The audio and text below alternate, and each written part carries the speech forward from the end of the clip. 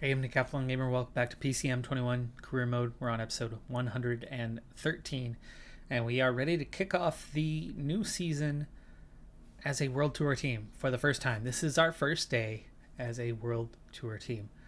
And with that, I'm going to do things, well, more traditional to how I normally do them. We've made our way through quite a few seasons to get to this point. It's taken a lot longer than, well, any other playthrough that I've had previous in Pro Cycling Manager. The reason for that is, well, it's a combination. It's a combination of two factors. In previous years, I would just start with a Continental team and build my way up. I'd get new sponsors every year, and we would rapidly make progress. In recent times, I've made things more challenging for myself. I've created handicaps. Last year's handicap was an extreme handicap in terms of finances. We started really small in the financial sector, but we built out of that as quickly as possible and still made our way up to World Tour. We had to yo-yo and come back up, but we got up and we excelled as always, as in years past. This year, it wasn't one handicap, it was two primary handicaps. One, financial. It wasn't as bad as the finances of a year ago, but it was quite low.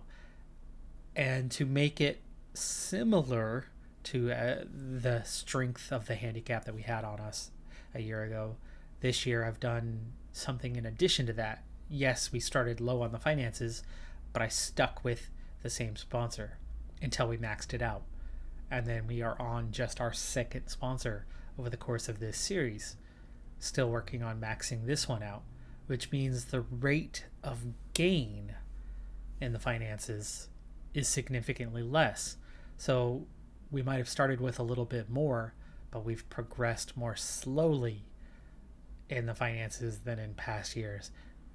As a result, the finances are hurting in a similar manner to what we had in a previous playthrough. In fact, probably more so by this stage, because I think we're actually already maybe a year beyond where we even finished that last playthrough, maybe 2 years beyond where we'd finished last year's career mode. But then there's the second handicap, and it was meant to be the big one, and it was the big one for a long time. It's now fallen into secondary status to the finances, but that is limiting the pool, eliminating the top 29 nations from prospective players and only going for 30th and below, going for the outside nations. As a result, we've had fewer options, but also as a result, I've done what I do and I find and develop the best talents anyways. Would Berlikov have been in 82? Would Karaman have been in 82 on some other team? I don't think so. They would have been high 70s. They might have hit 80. I don't think they would have developed in the same way.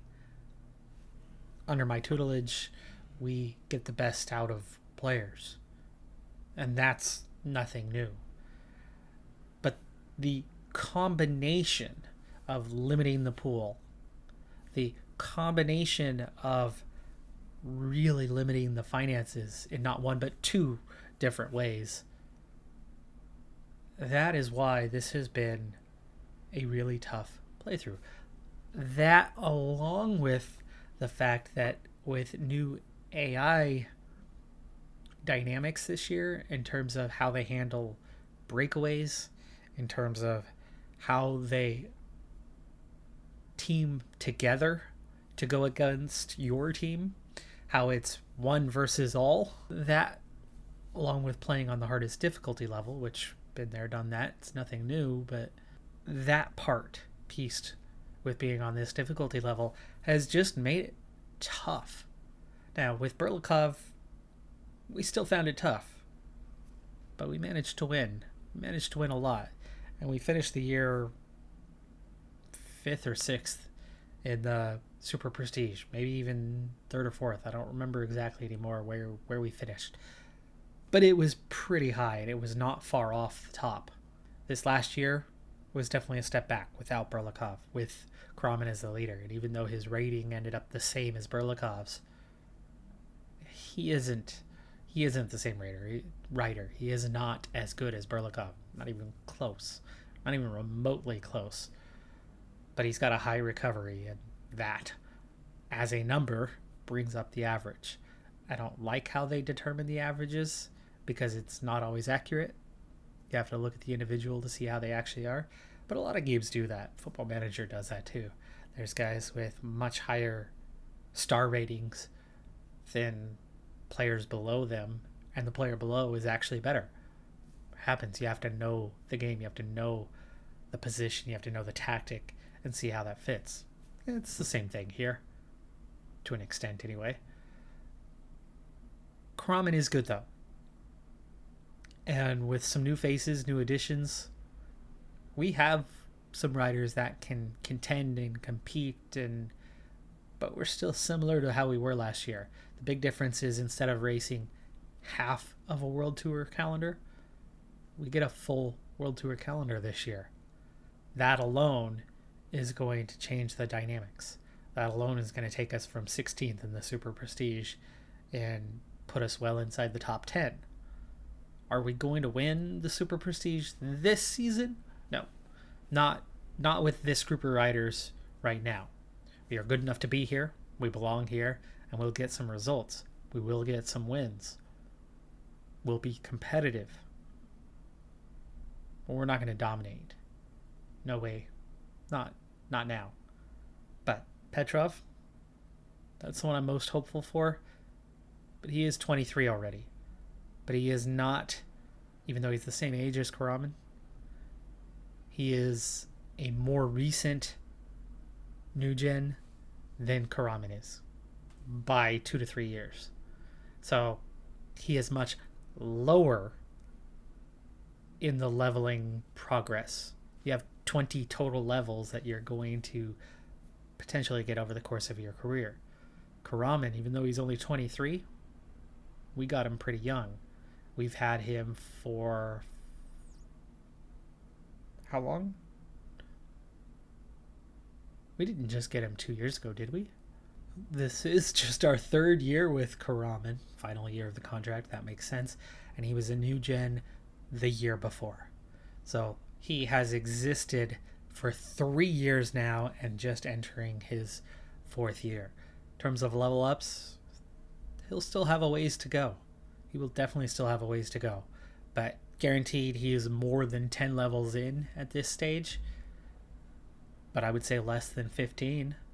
So if he's 12, 13 levels in, his rate of progress shouldn't be too bad at this point.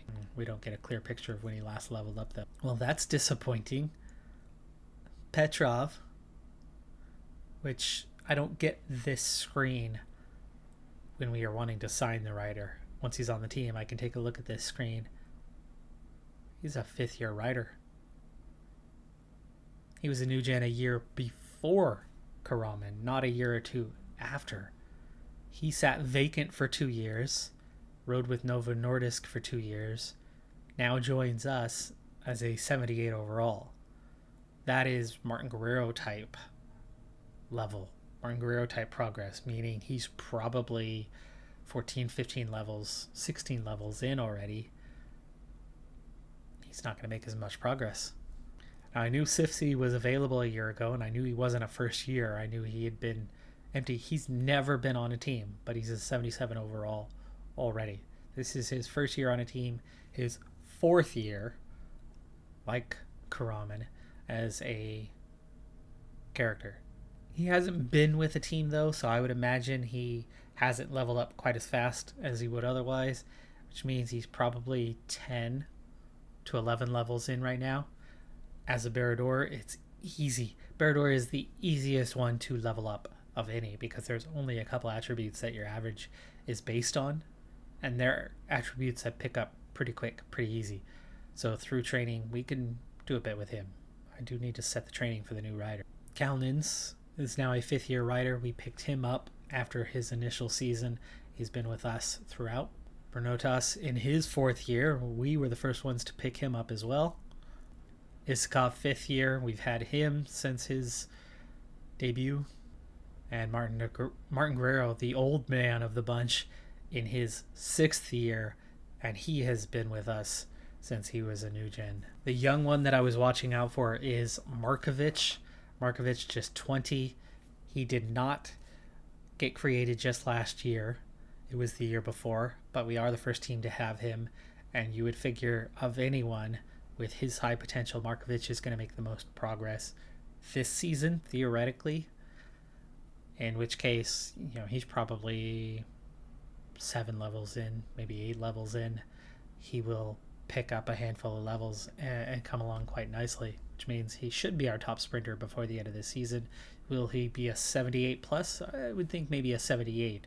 I don't know if he'll get to 79, but it would be real nice if he does, because we are going to need at least 3 riders to become a 79 before the end of the season. All right. This season, being that we are in World Tour now, I'm going to take a lot more care, a lot more pride in my selection. And therefore, I didn't do this last season. I think I did it for all the other seasons, but then I didn't utilize it much. I'm going to go through. I have 6 columns, and I use a sticky note, and I jot down names on who are my guys under certain circumstances. So starting at mountain, Kwiatkowski and above are going to get listed. And they'll get listed kind of on a tier basis. So Karaman in a space of his own. My next tier of guys, Petrov, Martin Guerrero, Gonzalez Albiol, and Isakov. And then my lower tier, my support climbers. We've gotten better at the top end, where we only had a few guys that were strong climbers. I now have 5. Isakov through leveling up into the later part of the season, and then Petrov as a new signee. But I am a little less deep in the mountain department as I was. I let 2 to 3 decent climbers, 73 pluses, go. Just decent, just support climbers. So we are a little thinner this year.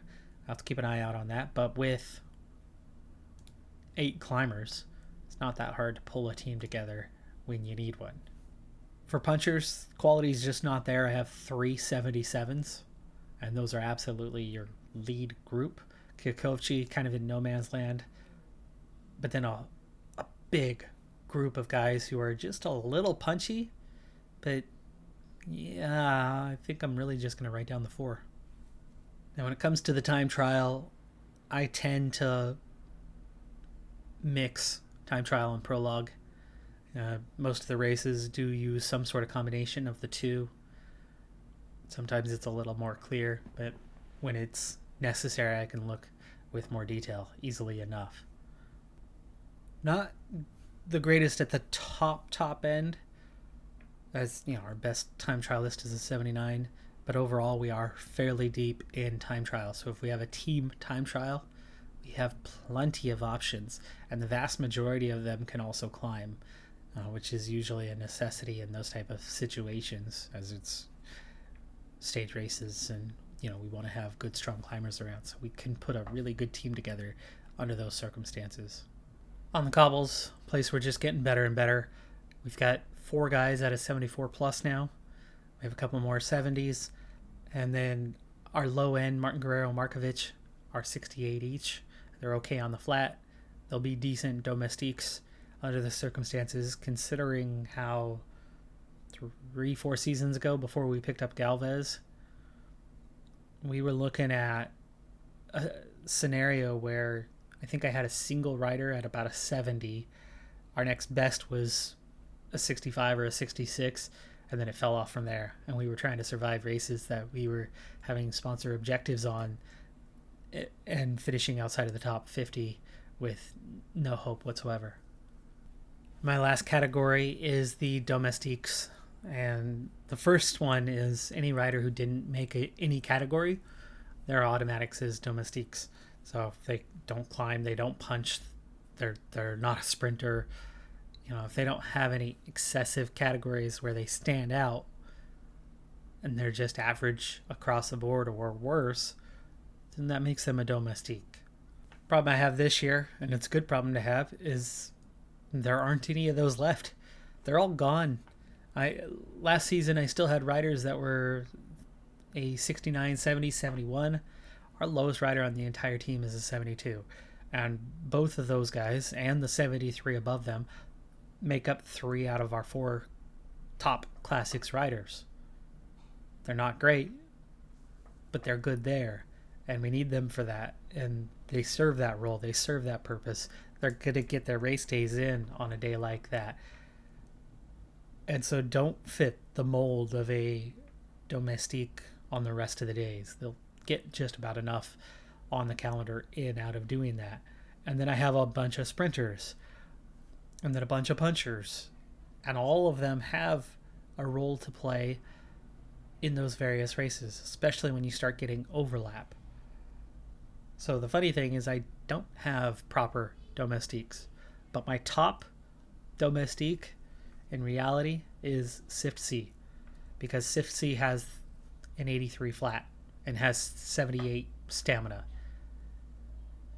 He can lead us over the flat terrain.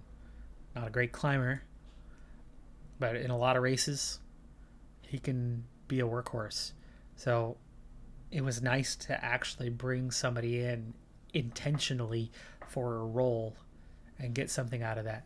Our next best option, as Bernotas is a key sprinter and has a big role to play, Hamadovic is not a key guy. 74 cobble is number 4 on the list, but he's equal on our second best flat rating.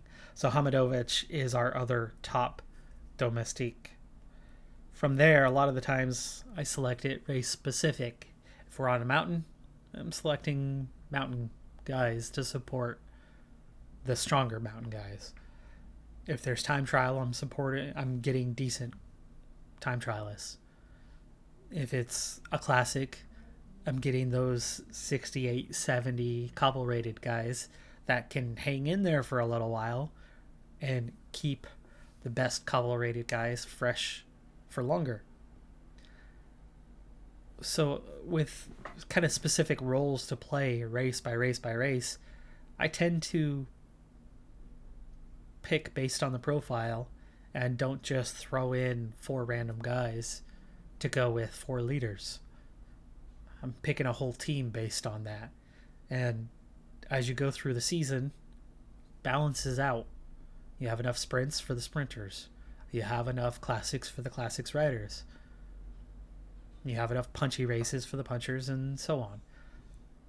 So I don't need a lot of domestiques anymore. And it's kind of nice to now be without the natural domestiques.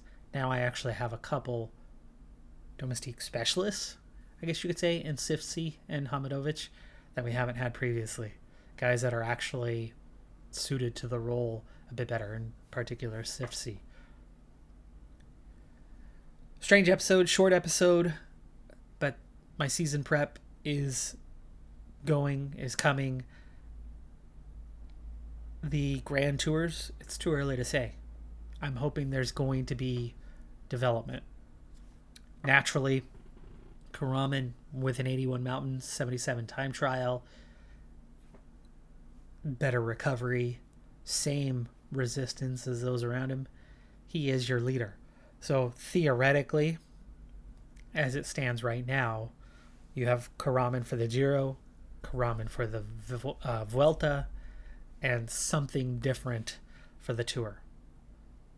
But I don't know sponsor-wise what they're going to demand of us just yet. I haven't looked. That could impact things. Why don't we see that before we wrap this episode up? I can tell you already there's some ridiculous demands, and then there's plenty that we can meet. First off, Paris-Nice, top 5. We could do that. Just about. Treno Adriatico, same. Milano Sanremo, top 10. We could definitely pull that off. We can get a top 10. Milan San Remo. Stage win at Catalonia seems possible. It's 1 star anyway. Top 10, Ronde van Vlaanderen. There's one of those keys of the team needed to be better, but we're flat classics, not punchy climbing classics. So that's a big ask. Top 5 at Sulia Basque seems doable. Top 10 Paris-Roubaix, more doable than the Ronde. But how much? Amstel Gold, absolutely. Flèche Wallonne, I think we can pull that off. First at the Giro. We won it a couple years ago. They want us to win it again. But we don't have Berlikov. Big ask.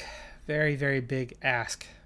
But you know what? We were 3rd, 6th and 8th, or 6th and 10th last season, before everything fell apart late, where the backache turned into a withdrawal, turned into new leader, turned into chaos.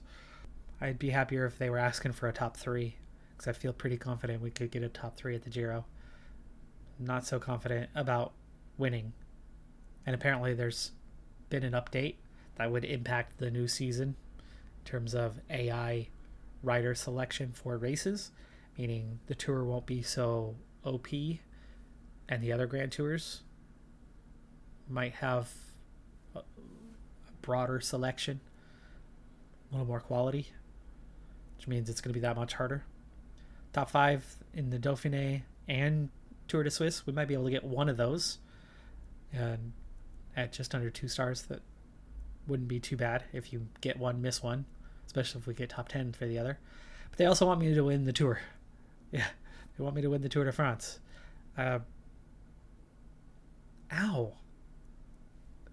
KOM at La Vuelta. But it's after the deadline anyway. That one doesn't matter.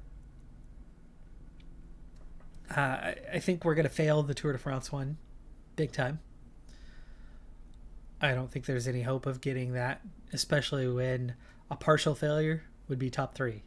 Total failure would be 4th and below. So top 3 feels out of our reach. We ended up 11th last year. I think that sucked. I think we could absolutely do better this year on that.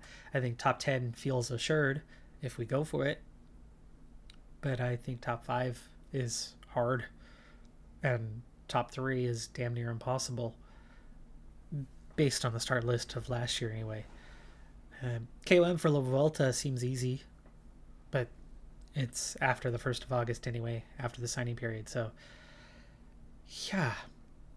Tough ask on the 2 Grand Tours. Really tough ask. Couple others that are difficult, but a lot of doable objectives. So with a lot of doable objectives, I think we'll be just fine on the sponsor confidence throughout the course of the season.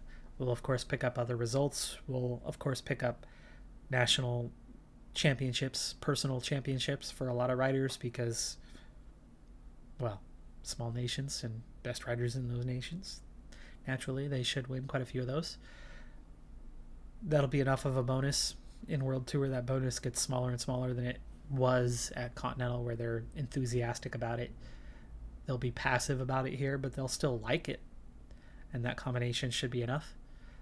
I think we'll have an easy time on the registered riders. What do they think about the squad? Karaman, very well known, so that's good. But there's nothing else. And our squad evaluation here is low. I hate that it does that. We have a perfect evaluation on the only thing they're evaluating us on, and overall, they're not happy.